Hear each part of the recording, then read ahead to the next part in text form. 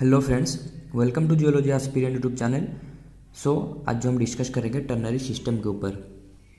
तो मुझे भी पता है ये वीडियो बहुत जल्दी हमें अपलोड करना था, बट बहुत ही लेट हो गया। मींस हम जब क्रिस्टलाइजेशन ऑफ माग्मा देख रहे थे तो उसके बाद हमने यूनिक कंपोनेंट देखा था, उसके बाद बाई कंपोनेंट देखा था। यूनिक कंपोनेंट में भी हमने देखा था किस तरह क्रिस्टलाइज हो रहा है यूनिक कंपोनेंट में, ठीक है। डिफरेंट डिफरेंट रीजन देखा था, मेटास्टेबल, लाबाइल। उसके बाद हमने देखा था बाई कंपोनेंट, मतलब जो क्रिस्टलाइजेशन है बाई कंपोनेंट में भी हमने देख लिया था, सॉलिड सॉल्यूशन और यूटेक्टिक। उसके बाद हमारा वीडियो आने का था टर्नरी सिस्टम पे, बट कुछ टाइम लेट हुआ, उसके बाद आज ये वीडियो आ रहा है।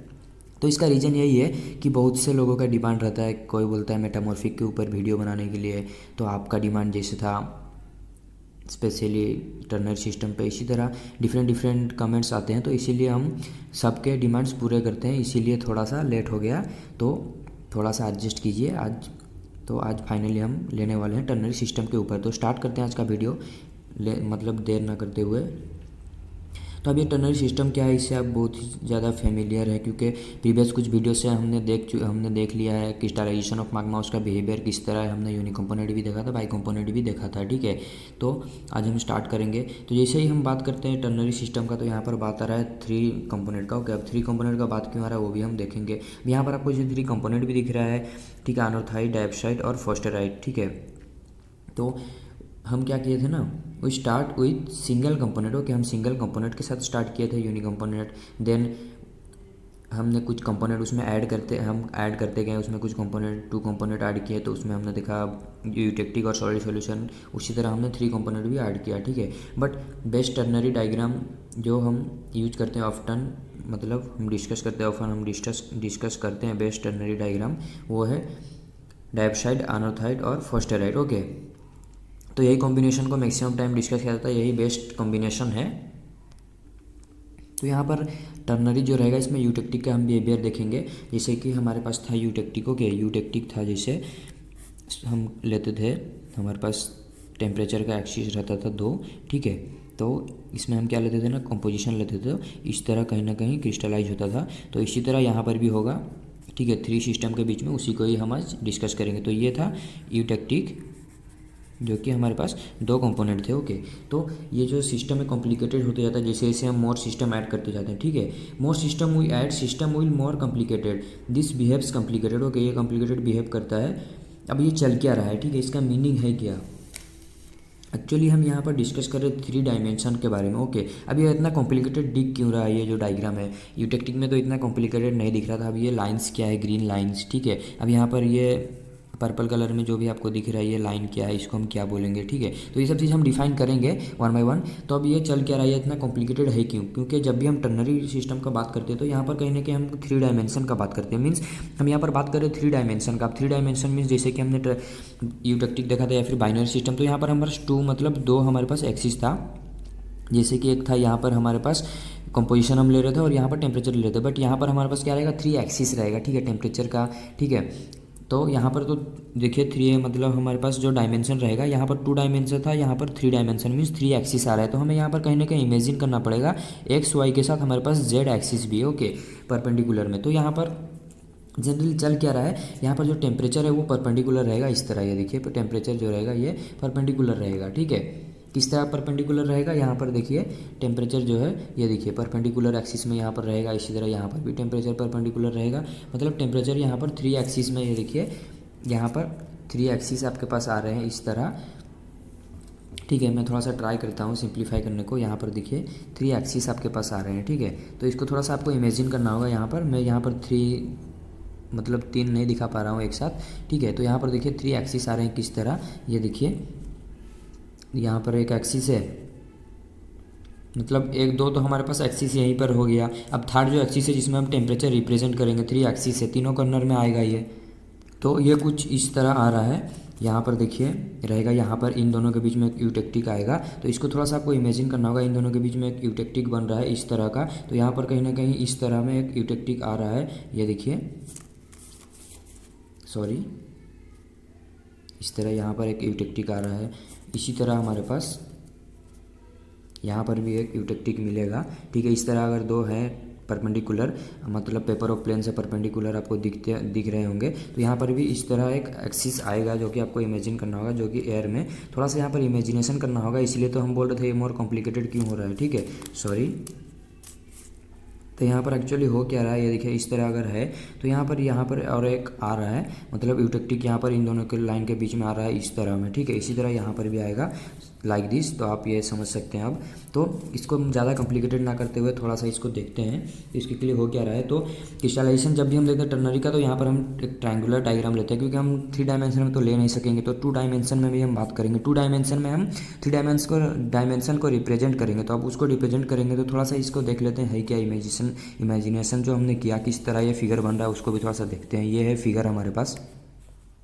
तो यहाँ पर आपको दिख रहा है जैसे कि हमारे पास अनॉर्थोइड है, डायोप्साइड है, उसका तो फोस्टेराइड है। तो यहाँ पर हो क्या रहा है, ये देखिए यहाँ पर कहीं ना कहीं हम परपेंडिकुलर को मतलब दिखाने को ट्राई कर रहे हैं। तो यहाँ पर आपको देखिए स्लोप दिख रही है, यहाँ से एक स्लोप आ रहा है, इस तरह परपेंडिकुलर आपको अब दिखता होगा, यहाँ पर भी एक स्लोप आ रहा है, यहाँ पर भी एक स्लोप आ रहा है, यहाँ पर मीट करे। तो हो क्या रहा है, यहाँ पर जब भी बात हो रहा है अनॉर्थोइड और डायोप्साइड का, तो इन दोनों के बीच में एक यूटेक्टिक बन रहा है, जो कि हमने अभी जो देख रहे थे मैच से हम देख रहे थे अभी, जो यहाँ पर जैसे इस तरह हम खड़ा करके भी हम देख रहे थे, इमेजिन कर रहे थे। तो यहाँ पर वही चीज़ है। तो यहाँ पर दो देखिए इनके बीच में यूटेक्टिक बन रहा है, जो यूटेक्टिक है ये देखिए ये, ठीक है। तो यहाँ पर एक यूटेक्टिक बन रहा है। तो सिमिलरली हम यहाँ पर एक लाइन भी हमारे पास मिलता है, ठीक है, ये लाइन रहेगा, इस लाइन पे यहाँ पर यूटेक्टिक पॉइंट हमें मिल रहा है। इसी तरह ये दोनों कंपोनेंट के बीच में डायोप्साइड और फोस्टेराइड। अब फोस्टेराइड क्या है, ओलिविन का एक मेंबर है, ओलिविन ग्रुप का एक एंड मेंबर है, जो कि एमजी रिच रहता है, ठीक है। तो यहाँ पर भी एक लाइन मिल रहा है हमें, ये देखिए ये दोनों के बीच में यूटेक्टिक हो रहा है, ये इसके बीच में। तो यहाँ पर भी एक मिल रहा है हमें, ये देखिए इस तरह। तो यहाँ पर भी एक हमें लाइन मिल रहा है। इसी तरह जब हम बात करेंगे ये दोनों के बीच में अनॉर्थोइड और फोस्टेराइड के, तो यहाँ पर भी कहीं ना कहीं हमें एक मिल रहा है, ये देखिए अनॉर्थोइड और फोस्टेराइड के बीच में यहाँ पर भी यूटेक्टिक हो रहा है। तो ये पॉइंट्स क्या है, ये यूटेक्टिक पॉइंट्स है, ओके। तब ये पॉइंट क्या है, इसको हम बोलेंगे कोटेक्टिक पॉइंट, जहाँ पर क्या हो रहे हैं ना और भी ज़्यादा मीट कर रहे हैं, ठीक है। यहाँ पर हमारे पास क्या था, यूटेक्टिक था, बट ये क्या एक मतलब 2 कंपोनेंट का था। यहाँ पर भी यूटेक्टिक है 2 कंपोनेंट का, यहाँ पर भी यूटेक्टिक है 2 कंपोनेंट का, ठीक है। बट यहाँ पर जो यूटेक्टिक है 3 कंपोनेंट का। ऑब्वियसली आपको अब स्लोप की तरह भी दिखता होगा 3D में थोड़ा सा, जो कि मैंने ट्राई किया आपको दिखाने के लिए डायग्राम के द्वारा। इस तरह से एक स्लोप आ रहा है, इस तरह से एक स्लोप आ रहा है, इधर से एक स्लोप आ रहा है, ठीक है। तो यहाँ पर क्या हो रहा है, जब भी हम यहाँ पर एक यूटेक्टिक मिला, 3 जगह में यूटेक्टिक मिला, इन तीनों को अगर हम एक्सटेंड करेंगे तो ये कहीं ना कहीं मीट करेगा, ठीक है, ये पॉइंट में। तो इसको हम बोल रहे हैं कोटेक्टिक, इसको मैंने रिप्रेजेंट किया ई के द्वारा, ओके। तो ये पॉइंट को हम बोल रहे हैं कोटेक्टिक पॉइंट, जो कि ई के द्वारा मैंने इसको रिप्रेजेंट किया। आई होप आप समझ गए होंगे। तो अब इसी को हम क्या करेंगे ना, 3D में तो हम इसे पढ़ नहीं सकते, क्योंकि अभी इमेजिनेशन में बहुत ही ज़्यादा हार्ड जाएगा। अगर यहाँ पर हम टेम्परेचर का दिखाएंगे तो अभी हमें बहुत कॉम्प्लिकेटेड हो जाएगा, डायग्राम समझ में नहीं आएगा। इसीलिए क्या करेंगे ना, हम इसको कंप्रेस करेंगे, ठीक है। इसको हम कंप्रेस कर रहे हैं, समझ लीजिए ये 3D में है, मतलब आपकी तरफ इस तरह ये निकल के हैं, ठीक है। इस तरह ये जो है सिस्टम्स, मतलब ये जो है इंडिविजुअल अनॉर्थोइड, डायोप्साइड, मतलब फोस्टेराइड, इनके जो यूटेक्टिक है इस तरह आपके सामने समझ लिए 3D में है। तो अब इसको हम क्या कर रहे हैं, कंप्रेस कर रहे हैं, ठीक है। ऊपर से हम कंप्रेस कर रहे हैं, तो इसी को ही हम अब क्या दिखाएंगे 2D में, ठीक है। तो यही है उसका 2D वर्जन। तो यहाँ पर ये जो लाइन्स है इसको हम बोल रहे हैं आइसोग्रेड लाइन, जो कि टेम्परेचर को रिप्रेजेंट कर रहा है, ओके। आइसोग्रेड लाइन बोल रहे हैं जो कि टेम्परेचर को रिप्रेजेंट कर रहा है, ठीक है। अब टेम्परेचर को अगर यहाँ पर हम रिप्रेजेंट करा दे तो बहुत कॉम्प्लिकेटेड हो जाता, तो इसलिए हमने इसको कंप्रेस कर दिया, समझ लीजिए कंप्रेस हो गया, कंप्रेस वर्जन है 2D में, हम 3D को रिप्रेजेंट कर रहे हैं। तो ये डायग्राम कुछ इस तरह से अब आ रहा है। आई होप आप थोड़ा सा कंसेप्ट आपका दिमाग में गया होगा। अगर भी नहीं समझ में आया आप कमेंट सेक्शन में बोलिए, इसके ऊपर और भी एक हम वीडियो लेंगे, मतलब आपके कमेंट के ऊपर अगर नहीं समझ में आता है आपको तो कमेंट कीजिए, आपके कमेंट को हम ध्यान में रखते हुए और एक वीडियो भी बनाएंगे ये कॉन्सेप्ट समझाने के लिए। तो अब स्टार्ट करते हैं, थोड़ा सा इसके और बढ़ते हैं। तो यहाँ पर जो पॉइंट है हमारे पास ई, अगर ई पॉइंट में हम निकालेंगे डिग्री ऑफ फ्रीडम, तो डिग्री ऑफ फ्रीडम क्या होगा, ऑब्वियसली हम टर्नरी सिस्टम के बारे में डिस्कस कर रहे हैं। अब टर्नरी सिस्टम का बात आ रहा है तो यहाँ पर फेज डायग्राम का भी बात आ रहा है। तो यहाँ पर फॉर्मूला क्या है, यहाँ पर ऑब्वियसली हमने प्रेशर को कांस्टेंट रखा है, सिर्फ टेम्परेचर हम वेरी करा रहे हैं, क्योंकि ये सब जो ये जो आइसोग्रेड लाइन्स दिख रहे हैं ग्रीन कलर में, ये हम टेम्परेचर को रिप्रेजेंट कर रहे हैं, ठीक है। 1800, 17, 16, 15, 14, इसी तरह यहाँ पर 14 है, 15 है, और ये कहीं ना कहीं एक जगह पे कोटेक्टिक पॉइंट पे 274 में 1274 डिग्री में यहाँ पर ये मिक्स हो रहे हैं। तो ये चीज़ हम डिस्कस करेंगे, बट यहाँ पर थोड़ा सा फेज रूल को देखते हैं। P+F = C+1 रहेगा, क्योंकि यहाँ पर हमने प्रेशर को कांस्टेंट रखा है। तो यहाँ पर आइसोबैरिक कंडीशन है, तो इसको अगर थोड़ा सा और मतलब सिंप्लीफाई करेंगे, P+F = अब यहाँ पर कंपोनेंट कितने हैं, ऑब्वियसली 3 कंपोनेंट है, AN एक कंपोनेंट है, अनोथाइड, डाइऑक्साइड और फॉस्फेट। तो यहाँ पर कंपोनेंट क्या है 3+1, तो यहाँ पर ऑब्वियसली ये साइड जो हो जा रहा है 4 हो जा रहा है। तो यहाँ पर हम इनडायरेक्टली लिख सकते हैं P+F = 4। ठीक है, यहाँ तक हम आ गए। अब ये पॉइंट पे अगर हम देखेंगे डिग्री ऑफ फ्रीडम क्या है ई पॉइंट पे, तो 8 point E degree of freedom क्या होगा। ठीक है, डिग्री ऑफ फ्रीडम हम अभी निकालेंगे। ठीक है, तो ये फॉर्मूला तक हम अभी पहुंचे थे P+F = 4। तो अब डिग्री ऑफ फ्रीडम निकालने के लिए हमें P का वैल्यू पता करना चाहिए। P का वैल्यू जब भी हम पता करेंगे, यहाँ पर कंपोनेंट का बात करेंगे, आप कंपोनेंट का बात करेंगे तो ये पॉइंट मतलब यूटेक्टिक पॉइंट है, तो यहाँ पर हमें कंपोनेंट की मतलब यहाँ कंपोनेंट का बात करेंगे तभी तो हमें फेज मिलेगा। तो यहाँ पर फेज कितना है कंपोनेंट के ऊपर हम देखेंगे तो अभी फेज हमें मिलेगा। तो यहाँ पर देखिए डाइऑक्साइड का क्रिस्टल बनेंगे, ठीक है, फॉस्फेराइड का, अनोथाइड का, तो ये 3 कंपोनेंट है, उसका लिक्विड कहीं ना कहीं यहाँ पर रहेगा। ठीक है, तो यहाँ पर कंपोनेंट हम बोल सकते हैं 3 कंपोनेंट है। ओके, 3 कंपोनेंट का तो यहाँ पर लिक्विड है, तो फेज कितना रहेगा यहाँ पर 4 रहेगा। फेज अगर यहाँ पर 4 है तो ऑब्वियसली अब हम डिग्री ऑफ फ्रीडम निकाल सकते हैं। यहाँ पर 4 मतलब ये देखिए फॉर्मूला था P+F = 4। अब फेज हमने देख लिया 4 कैसे, यहाँ पर डाइऑक्साइड है, फॉस्फेराइड है, अनोथाइड है, तीनों के क्रिस्टल बनेंगे, उसके बाद यहाँ पर लिक्विड रहेगा। तो यहाँ पर 4 हो जाने के बाद F = 4 - 4 = 0। डिग्री ऑफ फ्रीडम क्या रहेगा कोटेक्टिक पॉइंट पे 0। जैसे कि यूटेक्टिक पॉइंट पे भी हमारे पास डिग्री ऑफ फ्रीडम क्या था 0 था, जिसको हम बोले थे इनवेरिएंट पॉइंट। ओके, इसी तरह यहाँ पर भी 0 रहेगा। अब तो यहाँ पर हमने डिस्कस कर लिया फेज रूल को। तो अब थोड़ा सा ये जो डायग्राम के बारे में समझते हैं, किस तरह यहाँ पर क्रिस्टलाइजेशन हो रहा है उसको समझते हैं। यहाँ पर भी कॉन्सेप्ट ज़्यादा कुछ नहीं है, यहाँ पर भी कॉन्सेप्ट जो है यूटेक्टिक की तरह है। तो देखते हैं ये कॉन्सेप्ट। तो यहाँ पर आपको कुछ टेम्परेचर्स दिख रहे हैं। तो ये जो फॉस्फेराइट है, प्योर फॉस्फेराइट जो क्रिस्टलाइज होगा 1890 डिग्री सेल्सियस में ये क्रिस्टलाइज होगा। उसी तरह जब प्योर डाइऑक्साइड का बात करेंगे, प्योर डाइऑक्साइड जो भी क्रिस्टलाइज होगा 1392 डिग्री सेल्सियस पे। उसी तरह प्योर अनोथाइड इस टेम्परेचर पे क्रिस्टलाइज होगा। बट हम यहाँ पर बात करें मिक्सिंग का, अब ये सब चीज़ से आप फेमिलियर है, क्योंकि हमने बाइनरी सिस्टम में भी देखा था। जब भी हम कोई भी सिस्टम में मतलब एक सिस्टम है उसमें अगर कंपोनेंट और भी ऐड करेंगे तो एक कंपोनेंट की वजह से दूसरे कंपोनेंट का जो क्रिस्टलाइजेशन टेम्परेचर रहेगा वो डिक्रीज होता है। ठीक है, तो यहाँ पर अगर प्योर मतलब फॉस्फेराइट इतना डिग्री में मतलब 1890 में हो रहा है, तो ये कहीं ना कहीं फॉस्फेराइट जाके ये मतलब डाइऑक्साइड और अनोथाइड का एडिशन की वजह से कहीं ना कहीं ये देखिए यहाँ पर जाके वो क्रिस्टलाइज हो रहा है। उसी तरह डाइऑक्साइड भी उसका प्योर का जो टेम्परेचर था इतना था 1390, बट इन दोनों के एडिशन की वजह से इसका भी क्रिस्टलाइजेशन टेम्परेचर डिक्रीज हुआ। उसी तरह अनोथाइड का भी 1500 मतलब 1553 था, मतलब ये भी आके कहीं ना कहीं डिक्रीज हुआ। तो ये चीज़ से हमें भी फेमिलियर है, क्योंकि प्रीवियस वीडियोज में हम ये सब चीज़ देख रहे थे। तो यहाँ तक तो आपको समझ में आ गया ये टेम्परेचर है। ठीक है, ये टेम्परेचर क्या हो रहा है, मिक्स होने की वजह से क्रिस्टलाइजेशन टेम्परेचर कोटेक्टिक पॉइंट पे डिक्रीज होगा। अब ये जो ग्रीन लाइन है इसको ही हम बोल रहे हैं आइसोग्रेड, जो कि टेम्परेचर रिप्रेजेंट कर रहा है। ठीक है, जिसको हमने कंप्रेस किया, सप्रेस किया, जो कि आपने अभी देखा 3D में, उसको हमने कंप्रेस किया था। तो यहाँ पर ये चीज़ हमें मिला, उसको ग्रीन लाइन में हम बोल रहे हैं। जो भी ग्रीन लाइन में डैश डैश कंटूर लाइन की तरह दिख रहा है, इसी को ही हम बोल रहे हैं आइसोग्रेड। और यहाँ पर जो लिखा है ये टेम्परेचर हमने लिखा है। ठीक है, तो अब ये लाइन क्या है। ठीक है, ये लाइन तो समझ गए। अब ये तो मतलब कंपोनेंट है, ये भी हमने समझ गया, ट्रायंगुलर को भी हम समझ गए, अब ये लाइंस को भी हम समझ गए। तो ये अब ये है क्या, तो इसको हम बोल रहे हैं कोटेक्टिक लाइंस। ठीक है, अब ये कोटेक्टिक पॉइंट है, तो इसको जो लाइन भी मतलब जो लाइंस की वजह से ये पॉइंट बन रहा है, उसीलिए हमने इसको नेमिंग किया कोटेक्टिक पॉइंट। तो अब ये है क्या, इसको हम बोल रहे हैं कोटेक्टिक लाइन। अब कोटेक्टिक लाइन का यहाँ पर फंक्शन क्या है, मतलब इसका मीनिंग क्या है, इन सिंपली अगर हम बोले तो what is cotectic line. Okay, cotectic line है क्या, जैसे हम देख रहे थे बाइनरी सिस्टम में यूटेक्टिक लाइन, मतलब यूटेक्टिक लाइन था हमारे पास, यूटेक्टिक लाइन का एक फंक्शन था। ठीक है, यूटेक्टिक लाइन का फंक्शन क्या था, जहाँ पर सब आके मिक्स हो रहे थे, मतलब बाइनरी सिस्टम में 2 कंपोनेंट आके मिक्स हो रहे थे यूटेक्टिक लाइन पे, या फिर उस लाइन की वजह से जो भी एक पॉइंट बन रहा था उसको हम बोले थे यूटेक्टिक पॉइंट। ओके, उसी तरह यहाँ पर कोटेक्टिक मतलब यहाँ पर ये लाइन को हम बोल रहे कोटेक्टिक लाइन। कोटेक्टिक लाइन की वजह से जो भी एक बन रहा है इसको हम बोल रहे कोटेक्टिक पॉइंट। मगर इसका फंक्शन क्या है, यहाँ पर अगर देखेंगे इस लाइन पे, तो यहाँ पर ये मीट होकर क्रिस्टलाइज हो रहा है। ठीक है, तो बाइनरी सिस्टम में जो भी यूटेक्टिक लाइन का फंक्शन था, टर्नरी में वही है कोटेक्टिक लाइन का फंक्शन। अब आई होप आप समझ गए होंगे ये फंक्शन क्या है, क्योंकि ये सब चीज़ से अभी हम फेमिलियर है, क्योंकि प्रीवियस कुछ वीडियो में हमने ये सब चीज़ डिस्कस किया है डिटेल में। ठीक है, तो जो हो रहा है यहाँ पर डिफरेंट फेज यहाँ पर मीट हो रहे हैं। इन सिंपल अगर हम बोले तो आपको अगर कन्फ्यूजन अभी भी हो रहा है, तो इन सिंपल अगर हम बोले कोटेक्टिक लाइन क्या है, यहाँ पर डिफरेंट फेज आके मीट हो रहे हैं। जैसे कि ये एक फेज है, ऑब्वियसली फॉस्फेराइट यहाँ पर बन रहा है, अनोथाइड बन रहा है, तो ये दोनों फेज मीट कहाँ हो रहे हैं कोटेक्टिक लाइन पे, तो इसको ही हम बोल रहे हैं कोटेक्टिक लाइन। ओके, इसी तरह इसको भी हम बोलेंगे कोटेक्टिक लाइन, इसको भी हम बोलेंगे कोटेक्टिक लाइन। ठीक है, अब इतना आप सबको समझ में आ गया। ठीक है, तो अब थोड़ा सा और इसके और चलते हैं। तो यहाँ पर हम एक बल्क कंपोजिशन ले लेंगे, कोई भी बल्क कंपोजिशन। ठीक है, सपोज मैं एक बल्क कंपोजिशन ले लेता हूँ यहाँ पर। ठीक है, जैसे कि हमने बाइनरी में भी लिया था। ठीक है, बाइनरी में सॉलिड सॉल्यूशन में भी लिया था, यूटेक्टिक में भी लिया था बल्क कंपोजिशन। तो यहाँ पर भी मैं एक बल्क कंपोजिशन ले रहा हूँ, तो उसको हम नेमिंग करते हैं एम। ठीक है, तो अब क्रिस्टलाइजेशन होना स्टार्ट हो रहा है। अब मतलब let me decrease the temperature, ठीक है, मैं टेम्परेचर डिक्रीज कर रहा हूँ।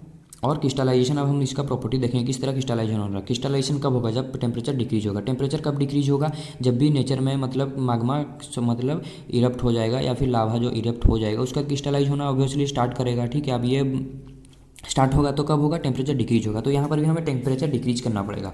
जैसे कि प्योर अगर फोस्टराइट जो क्रिस्टलाइज हो रहा था 1890 पे, तो यहाँ पर कहीं ना कहीं देखिए टेम्परेचर डिक्रीज होते जा रहा है, तो वो भी हम डिक्रीज करेंगे, ठीक है। तो let me decrease the temperature. तो यहाँ पर क्या एक मैं ले लेता हूँ ये, तो ये अगर 1700 है तो ये कितना होगा, ये देखिए 18 है, ये 17 है। तो यहाँ ये अगर मैं लेता हूँ ये पॉइंट पे, तो नियर अबाउट मैं लिख सकता हूँ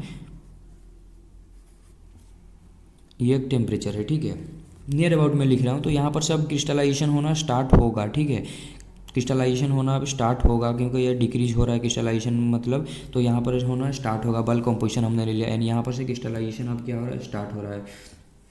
तो यहाँ पर क्या होगा ना कि यहाँ से अब क्या बनना चालू होगा। अब यहाँ पर से मैंने टेम्परेचर डिक्रीज किया, ठीक है, ये पॉइंट से बल्क कंपोजिशन लिया, ठीक है। यहाँ पर से मैं टेम्परेचर डिक्रीज कर रहा हूँ, यहाँ पर क्रिस्टलाइजेशन हो नहीं रहा है। फर्स्ट टाइम यहाँ पर से क्रिस्टलाइजेशन होना स्टार्ट होगा, ठीक है, स्टार्ट हो रहा है।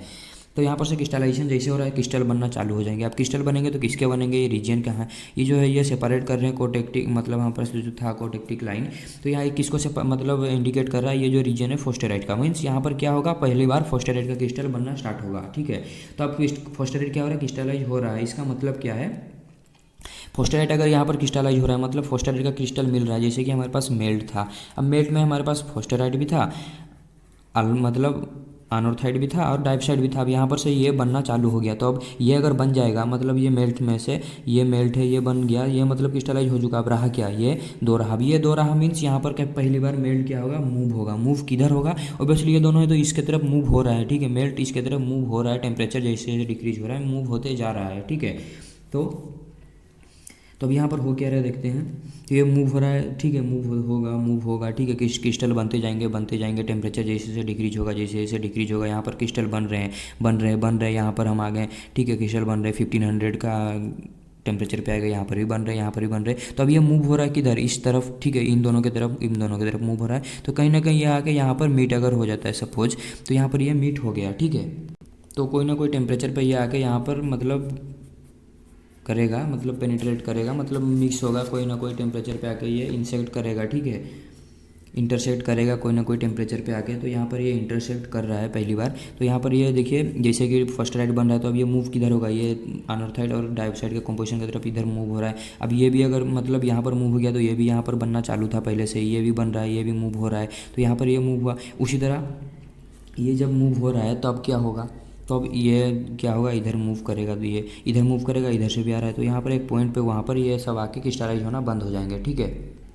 तो हमने क्या देखा, यहाँ पर मेल्ट हमने लिया, बल्क कंपोजिशन, वो क्या किया, क्रिस्टलाइज हो रहा है। तो अब ये क्रिस्टलाइज हो रहा है, जैसे ही यहाँ पर से क्रिस्टल बनते गए, मेल्ट में क्रिस्टल बनते गए फोस्टेराइट का। तो अब ये उसमें बचा क्या, मेल्ट में डाइऑक्साइड अनोर्थाइड। अब ये मूव करेगा किधर, डाइऑक्साइड और अनोर्थाइड की तरफ। यहाँ पर मूव किया, ये मूव करने के बाद यहाँ पर ये देखिए यहाँ पर मतलब कहीं ना कहीं एक टेम्परेचर में वो इंटरसेक्ट कर रहा है। तो इस फिर यहाँ पर ये भी मूव करेगा, इस तरह ये मूव करेगा। तो अब इधर से भी ये मूव कर रहा है, तो एक पॉइंट पे कहीं ना कहीं ये मीट होंगे। तो यहाँ पर क्या हो रहा है, कोटेक्टिक पॉइंट बोल रहे हैं, यहीं पर ये क्रिस्टलाइज हो रहा है। ये था all about ternary system. But इसके अलावा अब हमने देखा था फेज, मतलब फेज को भी हमने अप्लाई किया था। तो यहाँ पर भी हम थोड़ा सा फेज अप्लाई करेंगे, ठीक है। अब अगर मैं बात करता हूँ 8.m हमारे पास क्या रहेगा फेज, ठीक है, फेज कितना होगा यहाँ पर। तो फेज आपको यहाँ पर कितना मिलेगा उसको कैलकुलेट करते हैं, थोड़ा सा यहाँ पर फेज मतलब फॉर्मूला अप्लाई करते हैं। 8.m में मैं देख रहा हूँ, ठीक है। तो हमारे पास पॉइंट है m, ठीक है, पॉइंट m है। तो यहाँ पर हम क्या देखेंगे, डिग्री ऑफ फ्रीडम कितना है वो कैलकुलेट करेंगे। तो फार्मूला हमारे पास पहले ही से था, जो कि हमने सिंप्लीफाई किया था, P+F=4। तो यहाँ पर मैं लिख सकता हूँ P+F=4। अब ये जो कॉन्सेप्ट है इसका बस कॉन्सेप्ट यही है, बल्क कंपोजिशन लिया, वो मूव कर रहा है, मतलब क्रिस्टल बन रहा है, ये इधर मूव कर रहा है, फिर ये मूव कर रहा है, एक पॉइंट पर ये मीट हो जा रहा है, जैसे कि यूटेक्टिक में हो रहा था। पर थोड़ा सा हम फेज रूल यहाँ पर अप्लाई करते हैं, मतलब यहाँ पर डिग्री ऑफ फ्रीडम निकालने को ट्राई करेंगे। तो ये पॉइंट पर अगर हम देखेंगे तो फेज कितना है ये पॉइंट पे 8.a, आपको फेज कितना मिलेगा 8.a। यहाँ पर देखिए फेज जो रहेगा 2 रहेगा। फेज 2 कैसे रहेगा, यहाँ पर देखिए ऑब्वियसली यहाँ पर क्रिस्टल बनना चालू हो गए, ठीक है, यहाँ पर से पहली बार चालू हो रहा है। तो ये क्या रहेगा, फोस्टेराइट क्रिस्टल मिलेगा प्लस लिक्विड रहेगा, ठीक है, फोस्टेराइट क्रिस्टल प्लस लिक्विड। तो फेज क्या रहा, 2। फेज अगर यहाँ पर 2 है तो डिग्री ऑफ फ्रीडम क्या रहेगा, F=4 - 2 = 2। यहाँ पर आपको फेज क्या मिला, 2 मिला, ठीक है। सॉरी यहाँ पर फेज तो 2 है, बट यहाँ पर हमने निकाला क्या, डिग्री ऑफ फ्रीडम मिला 2। इसी तरह जब हम देखेंगे यहाँ पर, ठीक है, ये रीजन पे देखेंगे, यहाँ पर सपोज मैं इसको नेम करता हूँ के, ठीक है, के पॉइंट पे अगर हम देखते हैं, के पॉइंट पे मैंने निकालने को मैं ट्राई करूँगा डिग्री ऑफ फ्रीडम। तो ऑब्वियसली फॉर्मूला पहले से ही है, तो यहाँ पर हमें पहले देखना फेज क्या है। अगर फेज को हम कैलकुलेट कर लेते डायरेक्ट 4 से माइनस कर देंगे, जो भी फेज रहेगा डिग्री ऑफ फ्रीडम निकलेगा। ओके, तो यहाँ पर फेज कितना रहेगा हमारे पास, 3 रहेगा। फेज 3 कैसे रहेगा, देखिए लिक्विड तो पहले से ही प्रेजेंट है, ठीक है। उसके बाद यहाँ पर क्या क्रिस्टल बना, यहाँ पर हमारे पास फॉस्फेट का क्रिस्टल मिलना चालू हो गया ओलिविन का, जो कि एमजीरिच एंड मेंबर है ओलिविन ग्रुप का। तो फॉस्फेट का क्रिस्टल हमें यहाँ मिलना चालू हो गया। इसी तरह यहाँ पर भी जब हम आ रहे हैं तो यहाँ पर से भी बनना चालू है, तो यहाँ पर हमें क्या मिलेगा, डाइऑक्साइड का क्रिस्टल। तो यहाँ पर 2 क्रिस्टल मतलब 2 फेज, उसके साथ लिक्विड है, तो फेज क्या रहा, 3। अब 3 फेज रहा, डिग्री ऑफ फ्रीडम क्या रहेगा, हमारे पास फॉर्मूला है। तो यहाँ पर फेज अगर 3 है तो यहाँ पर डिग्री ऑफ फ्रीडम क्या होगा, 4 - 1 इक्वल टू 4 - पीज फेज इज 3, तो डिग्री ऑफ फ्रीडम रह जाएगा 1। तो ये पॉइंट पे हमें क्या मिलेगा, डिग्री ऑफ फ्रीडम 1 मिलेगा। ओके, के पॉइंट पे, जैसे कि मैंने इसको नेमिंग किया था के, बट ये जहाँ पर जब हम आ जाएंगे ये पॉइंट पे, यहाँ पर डिग्री ऑफ फ्रीडम 0 हो जाएगा, जो कि हमने भी देखा था यहाँ पर। तो यहाँ पर फेज 4 रहेंगे, ये देखिए 3 क्रिस्टल रहेंगे और लिक्विड कहीं ना कहीं थोड़ा सा प्रेजेंट रहेगा। बट आफ्टर द टेम्परेचर 1247 यहाँ पर लिक्विड पूरा ही ऑब्जर्व हो जाएगा। तो यहाँ पर क्रिस्टल मिलेंगे जो कि एक साथ मिलके बन रहे हैं, को मतलब इसे ही हम बोल रहे हैं टर्नरी सिस्टम। तो ये था all about ternary system. Video अगर अच्छा लगा लाइक कर दीजिए, और अगर आप चैनल पर नए हैं प्लीज़ चैनल को सब्सक्राइब कर लीजिए, साथ ही बेल आइकन को प्रेस कर लीजिए, ताकि जब भी कोई जो इस तरह का जियोलॉजी रिलेटेड वीडियो है आप सबसे पहले उसे देख सकें। या फिर अगर आपका कोई डिमांड भी है तो आप वो अपना डिमांड भी कमेंट सेक्शन में बोल सकते हैं, हम आपके जो भी मतलब डिमांड रहेगा, जो भी टॉपिक रहेगा उसको एक्सप्लेन करने को ट्राई करेंगे, ठीक है। Thank you for watching.